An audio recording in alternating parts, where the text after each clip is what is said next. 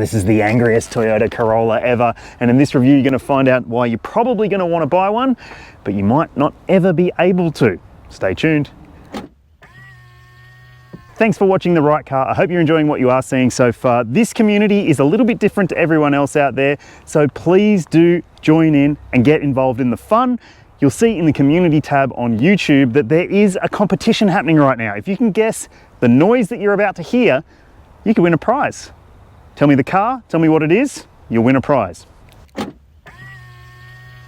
The Toyota GR Corolla is not a cheap car, but it wasn't ever going to be a cheap car. If you want a cheap Corolla, there are other ones out there, but this one is more than $60,000 before on-road costs. Now that is a lot of money for a little car, but it's also a lot of Corolla for your money. That's for the GTS version, which is a 5-seater. They reckon they'll get about 700 examples of it in the first year of supply. Now, it comes well equipped with a bunch of stuff that you would expect. You get LED lights, 18-inch alloy wheels, they're lightweight NK wheels, and they've also got Yokohama Advan tires that are pretty performance oriented as well.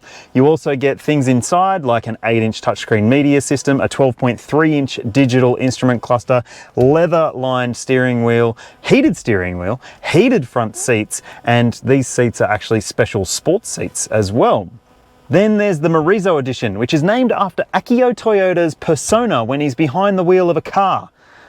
That's just so Japanese that it's worth the money. Well, maybe not. $77,800 for that car. It does only come with 2 seats. It has a few extras that will make it worth the money. It's got different wheels and tires, it's lighter, and it's also got extra bracing in the carbs. So if you're the sort of person who knows you're going to take your GR Corolla to the track, the Morizo edition could be a good investment. But for everyone else, there's the GTS. The best alternative to the GR Corolla might actually be the GR Yaris, which is cheaper, arguably more lively to drive, but still manual only, still with the same engine, and still all-wheel drive. So it's a little beast of a thing, costs less money too. And then there's more polished options out there, like the Volkswagen Golf R, for instance. It's all-wheel drive only, auto only, and you can get it as a wagon, which could make it the right car for you if you value practicality, because this thing isn't the most practical little car. And then there's the likes of the Honda Civic Type R, a new model that's more expensive than this. It's manual, which is a good thing, but it's front wheel drive only, and that could rule it out for you depending on what you want. Tell me your thoughts in the comments below. Don't go thinking that the Corolla GR is dramatically larger than the regular Corolla, because it's still the same length or thereabouts, still the same height or thereabouts, but it's the width that's different. So it's got wider tracks front and rear, which means that it has these pumped guards at the front and at the rear in particular.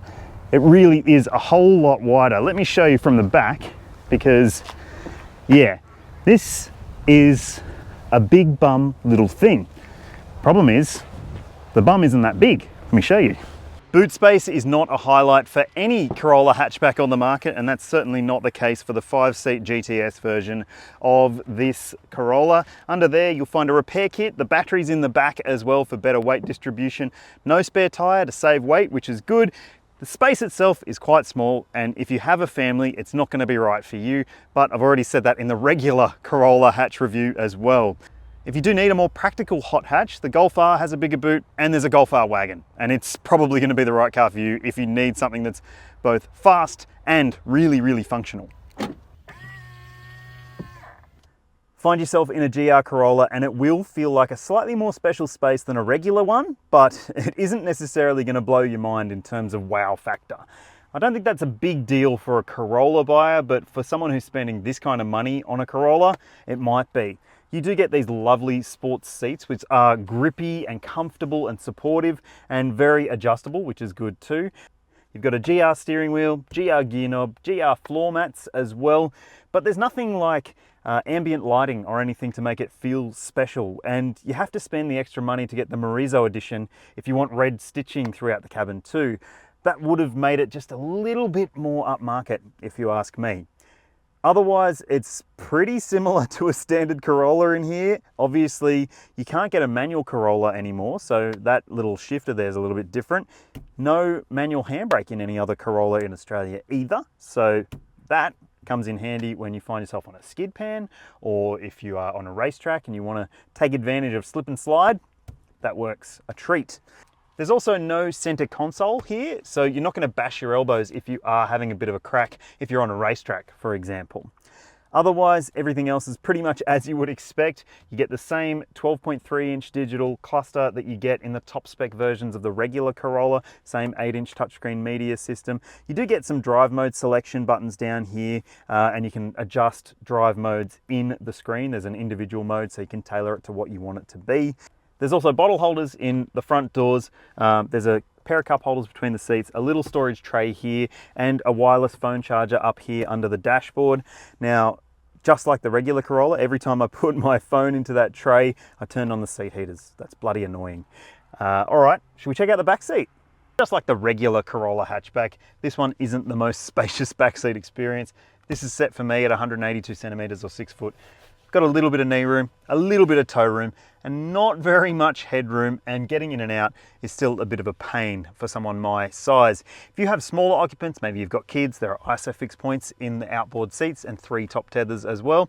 When it comes to practicality, you've got a pair of mat pockets on the seat backs, cup holders on the doors. There's no rear air vents in this version of the Corolla hatch, which you get in every other Corolla hatch, which could be a bit of a consideration for those who do have kids. And there's also a flip down armrest with cup holders.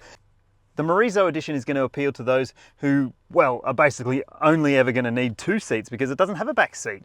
And there's space in there for a set of wheels and tires. You can also strap a harness to that back brace bar that runs the width of the cabin. And it doesn't have back windows that go up or down. They are fixed in place. The actuators were removed to save weight, and instead you get a carbon fiber blank plate, which is where the switch would usually be. So it's basically the fastest, most fun panel van on the market, maybe ever? 3 cylinders of absolute fury under the bonnet here. This car has a 1.6 litre triple and it's turbocharged, obviously. It's got 221 kilowatts of power, 370 Newton meters of torque for the GTS grade.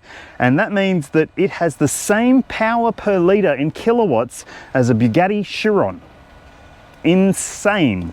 Now, if you want even more, you can get the Morizo edition, which has an extra 30 Newton meters of torque, so 221, 400 Newton meters, which is plenty for a car of this size. Now, there's a 6-speed manual as standard, no automatic, no CVT, no dual clutch, nothing like that, just manual. So this is a driver's car first and foremost. There's also all-wheel drive, and you can alter that to suit your needs. Down between the seats here, there's an adjustable dial which will allow you to choose whether you want more bias at the rear or at the front of the car when it comes to the all-wheel drive system. You can set it up so you've got 60-40, so 60% front, 40% rear, or 30-70. So that'll have those people who maybe like to enjoy the feeling of going through a corner. Well, that's going to tick the box. There's also a track mode, which will split the torque 50-50 between the front and rear axles, and that's better left for the track. You can also access expert mode by disabling the stability control system. I'm not doing that on the road right now though. I've got it set in 30-70 mode at the moment, which means that it is a bit more rear biased. Yeah, you can certainly get some oversteer happening, a little bit of a flick there. This is fun, man. This is a lot of fun, this car. The steering is really quite good. It is an electric steering system, so you don't get that ultimate feeling through the wheel, but hey, not many other cars like this have that sort of feeling anyway. You're not buying a Lotus after all. This is easily going to tick the box for a lot of people out there in terms of fun factor. I'm noticing just a little bit of understeer at times in this car. It's not to the point of annoyance or frustration or anything, but it is an all-wheel drive after all, so you got to expect that. The suspension is really impressing me. This car is holding its line beautifully through these corners. It's really, really enjoyable. I mean, I could have one of these. So how about when it comes to the day-to-day stuff? Obviously, this is a car that's designed to do a certain job, but it still manages to do other jobs quite well. The ride is pretty comfortable. There's no adjustability to the dampers, so you can't make it more comfy if you do want it to be more comfy. That sort of puts it in a different position to, say, like a Golf GTI or Golf R, which do have adaptive dampers as standard, and they do offer a better ride. Like if you are really into ride comfort, then one of those cars could be more the right car for you than this one. But then again, this is more of an uncompromising car in other ways as well, like the fact that you can't get it with an automatic transmission, and that could rule it out for a lot of people, honestly. One thing I will call out is there's quite a lot of road noise to contend with. These tires, well, they throw in quite a lot of noise into the cabin, and if you are someone who prefers to hear the engine or prefers to hear whatever podcast you're listening to, it might get a little annoying. But this is very much a car that's designed to appeal to a certain type of buyer. It's not for everyone, and that's okay, because the people that it is for are going to think that this is the best thing that's ever happened to them. Let's talk efficiency. So the official combined cycle fuel consumption figure for the GR Corolla is 8.4 litres per 100 kilometres for the GTS version. And if you buy the Maurizzo edition, it's a little bit more. Surprisingly, for a car that's 45 kilos lighter, it does have a slightly higher fuel consumption figure, at least on the official combined cycle, which is what you should be able to achieve across a mix of different driving. Not track driving, maybe not enthusiastic driving like I've been doing today. If you're wondering what I've seen across my drive on this launch program today with Toyota, you'll see it on your screen now. Now, that is definitely higher than the official number, but this isn't the sort of car that's appealing to a RAV4 hybrid buyer, or a Corolla hybrid buyer for that matter. Toyota Australia says that the GR Corolla needs to be as safe as any other Corolla, and so it comes with all the active safety tech you would expect: AEB, lane keeping, blind spot monitoring, rear cross traffic alert, a rear view camera, front and rear sensors if you buy the GTS. If you buy the Maurizzo edition, you don't get parking sensors, front or rear, and you also miss out on a rear wiper, which is to help aerodynamics and also to save a little bit of weight. Surprise, surprise. And if things do happen to go wrong, you can rest assured that there are 7 airbags inside the cabin to keep you safe. Warranty cover is 5 years and unlimited kilometres for the GR Corolla, just like every other Toyota. And if you service it on time, you get up to 7 years for the powertrain as well. Services are pretty cheap at $300 a pop, but you have to go back every 6 months or 10,000 kilometres, which is more regular than a regular Corolla. I know what you're thinking. What if I take my car to a racetrack? Will I still have new car warranty? Toyota says it's going to assess every single car on a case-by-case basis. So make sure you check with your dealer and see what you may or may not be allowed to do.